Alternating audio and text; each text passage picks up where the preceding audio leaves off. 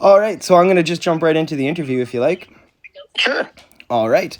So, first question, who do we have here? Tell us about your current members. How did everyone get the gig? How old is everyone? And is everyone from the same city? Yes, we're all from Montreal, which is actually kind of rare for the RIPCORDZ. Usually we have somebody from out of town. Actually, up until recently, we had our drummer was in Kingston, and which is 200 kilometers away, and 300. And our bass player was in the Eastern Townships, about 100 kilometers east. But this year we have we kind of got two new members. Ian is on bass, Ian Haas, and he's been with us kind of on and off for about a year and a half now. But now he's permanent on bass, and got a new drummer, Elliot Fillon, and he's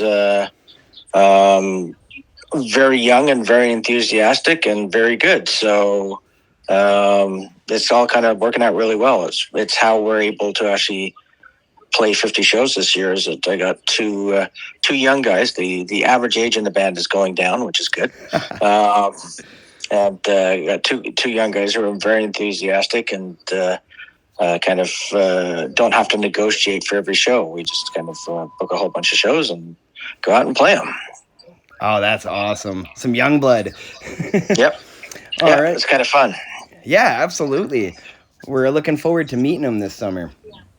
Yeah, no, it's really good, and it's kind of when you get a whole bunch of old guys in the band, everybody kind of sits around a lot, but these guys are out in the crowd and in the pit for the other bands, and I'm behind a t-shirt table just talking to people because I talk a lot, evidently. And so we've all got our roles to play, but we're all out in the crowd.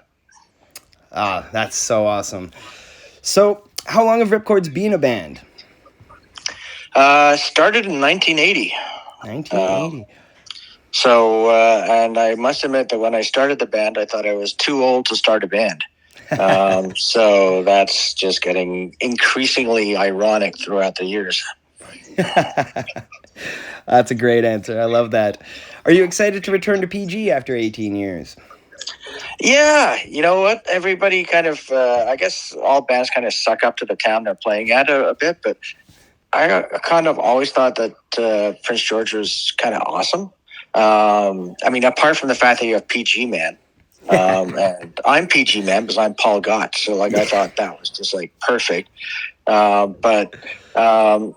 kind of it was like when we first got there, it's like, oh my God, we're going to the middle of nowhere, and then it was like, hey, this is a really cool place. We met a lot of great people, and the first shows we were playing in the basement of a comic book store, right downtown, and then we played a pizza place, and we played a warehouse, and so every year we played a different place, but there was always people putting on the shows and making sure that things happened, and it was never okay, there's just a club where you go and you book at the club and you play. It's no, these were people-driven shows, and we kind of love those.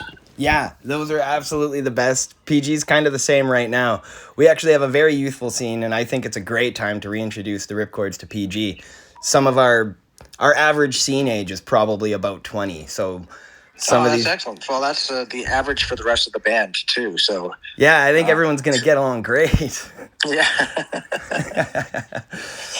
But that's the other thing is we kind of saw, because we were playing shows at various times, but probably over 10 to 15 years there, and there was always a renewal. Some scenes kind of seemed to go up and down. Yeah. But every time we played Prince George, it was there were new faces in the crowd. And maybe we were missing some of the old ones, but there were always the new faces, which is kind of cool. It's not this scene is kind of growing old along with the band.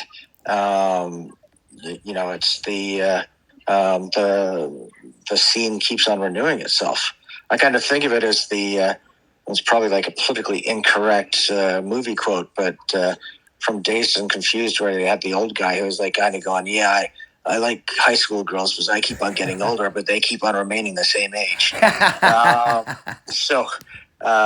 that's kind of the way I find the punk scene there. It's like it was always renewing itself, which is really cool. Yeah, absolutely. I love that. So, do Ripcords consider themselves a political band? And how do you think Canadians could work together better?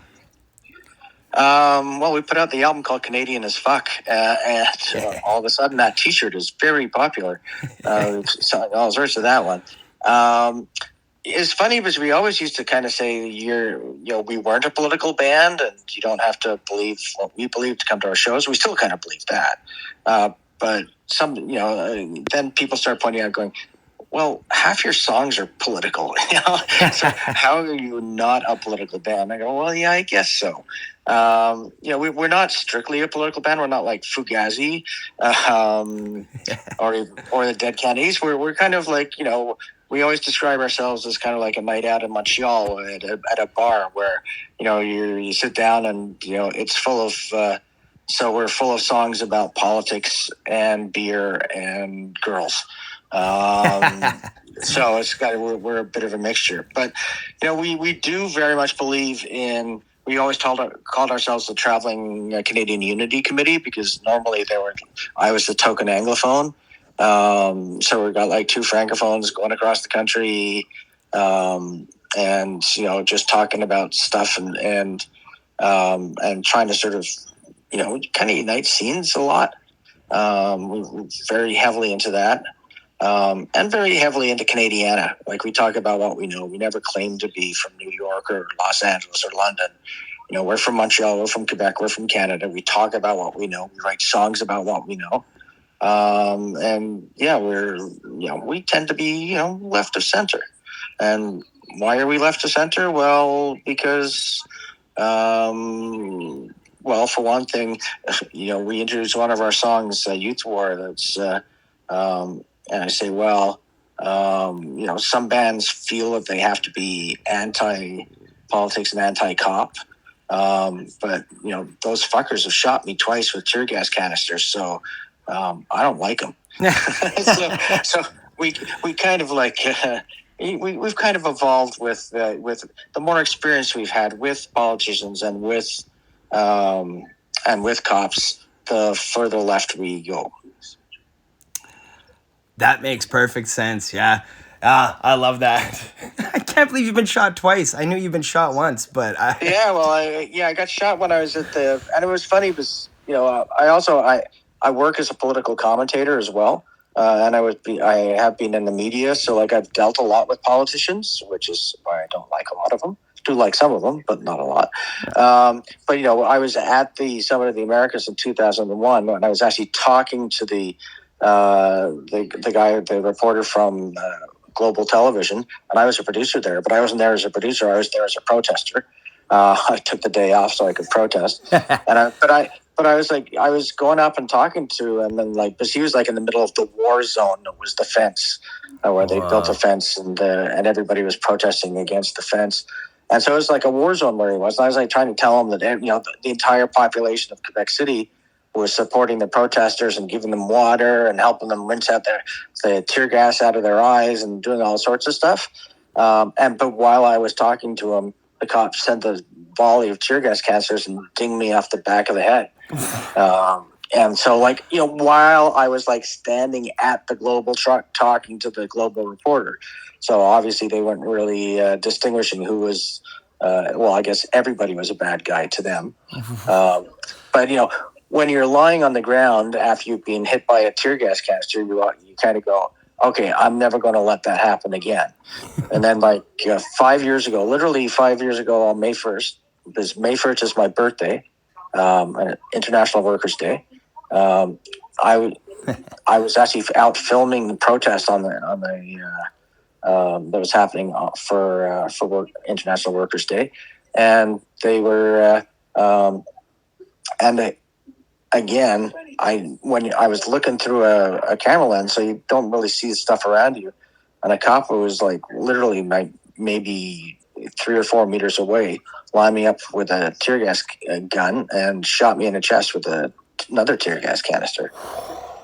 And so, and that one sort of, as I say on stage, that one was like, okay, it took a chunk of my chest out, about a golf ball sized chunk of my chest out, and lit my T-shirt on fire. And it was my Subhumans T-shirt. I like that T-shirt a lot. Yeah. And as I was lying on the ground, I was thinking, fuck, those guys lit my T-shirt, my Subhumans T-shirt on fire. And then I thought, hey, those guys lit my Subhumans T-shirt on fire. That'll give me a good story to tell on stage. So I got a good story to tell on stage. So there's always a bright side to everything. That's a silver lining. You said it. Yeah. So it just cost me a bit of my chest and my Subhumans. Actually, the Subhumans T-shirt recovered nicely. So even the burn marks went away after a while. It was really weird. Oh, well, there you go. I guess, Subhumans are tougher than the cops. So yeah, exactly. And that was good because I actually got that T-shirt when we played with the Subhumans in Montreal. Very personal Subhumans T-shirt that I didn't want to lose. Yeah, absolutely. Sorry about that alarm there, by the way. We just got one of those emergency alerts. Yeah, I heard they're doing those around here too, but I think on Friday. Yeah, there you go. Yeah, I didn't realize ours was scheduled just now. But anyway. Of course. Yeah. So let us know a little bit of info about Punk Canada Facebook group. Oh, well, yeah, it was kind of a weird thing. I guess I was. This was. Okay, let me start that one again. I started that one up during COVID, and it's just I was kind of like looking around Facebook, and there were a lot of groups, and some of them claimed to be Canadian punk groups, but it was just kind of like, okay, there's lots of memes, and then the other thing was they tended to sort of basically just concentrate either on Toronto or Vancouver. And I was like, there's so much more happening in this country than Toronto and Vancouver. I mean, I love both those scenes, but there's amazing stuff, including stuff in Montreal. So I was just like, okay, I'm gonna start up a site, a page, and we'll talk anything punk rock and support the bands. So it's not going to be, we're going to do a funny meme and I'm going to be really funny and I'm going to insult the bands I don't like. No, this is all about supporting the bands. And I put that up, and it sort of really took off a lot quicker than I thought it would. And now I guess we're one of the bigger sites, Canadian punk sites out there. So kind of happy with that. And then after a while, I was like, we kind of broadened it. And okay, well, we've got the Punk Canada. So, and then we sort of broadened to the Punk Canada compilation. And that one was kind of weird. We the RIPCORDZ were invited. We heard that a friend of ours who was in a band called the Wet Spots back in the day from Hamilton was having some health problems, and some friends were putting together a compilation for him, and asked if we'd be willing to put in a song. We said, sure, for sure. So we recorded a song, and then evidently the guys sort of nixed the idea. Said, no, I don't want to bring attention to it. So we basically had recorded the song as Wet Spot song, and we had nowhere particular that we were going to put it. So I kind of I was thinking about it. I go, well, what if we get other bands to do these covers of old Canadian punk bands? So I actually just phoned around some friends to, from Random Killing and the Motherfuckers and a whole bunch of other bands, Artificial Dissemination, basically a bunch of bands that we played with on a regular basis, and asked them if they thought it would be a good idea. And not only did they say it was a good idea, they said, okay, sign us up. So I was like, oh, crap. So all of a sudden I had like 10 bands ready to go and willing to do it. So it kind of formed itself. And then all of a sudden, and then the concept was 16 new bands playing 16 bands from the 20th century, so that even if you're not all that familiar with the scenes in other cities, and it's from 16 cities as well. So that way you might discover 31 bands by just buying it for one track. And then the nice thing is the bands pay for the pressing, but they get all the stuff. They get all the copies to sell. So I have absolutely no input to this thing other than spending a lot of time coordinating it and doing artwork and covers and stuff. But the bands can actually make a little bit of money on it. They get publicity in 15 cities that's not theirs, and they get the exclusivity to sell in their own city. So it's kind of worked out enormously well, I'd say. I think it also helps that we have such an amazing amount of punk rock in Canada to choose from to cover. There's so many amazing bands and so many amazing songs, and so many that have been forgotten that shouldn't have been forgotten. And now, I think people are discovering a lot of bands through this, which is exactly what I was hoping for. Exactly. I know I'm elated that people are going to discover Scribbins from PG.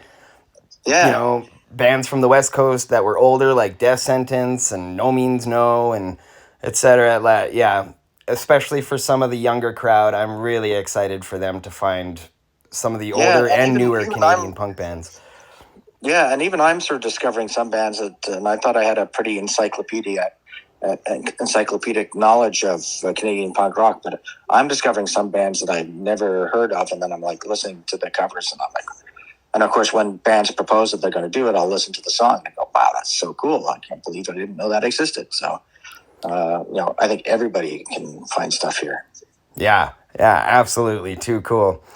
Okay, well, I only have so much room, so I'm going to have to wrap this one up, Paul, but this has been lovely, and thank you for doing this. Hey, no problem. Looking forward to it. We're going to go up and pose with Peachy Man again, and maybe that'll make the next poster that I make for the show. Hey, perfect. Another Peachy Man.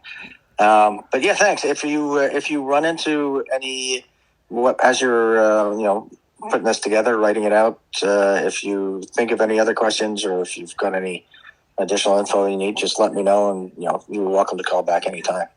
Awesome. Thank you very much. I'm definitely going to mention your new album and stuff in the printed interview. I'll just mention it at the end. Yeah, that's a long title. Yeah. Yeah. People love it though. So. All right. Well, thanks again, Paul. I can't wait to see you this summer. Cool. Yeah. We're looking forward to it. Right on. Talk to you later, my friend. Yeah. Catch you. Bye-bye. Bye.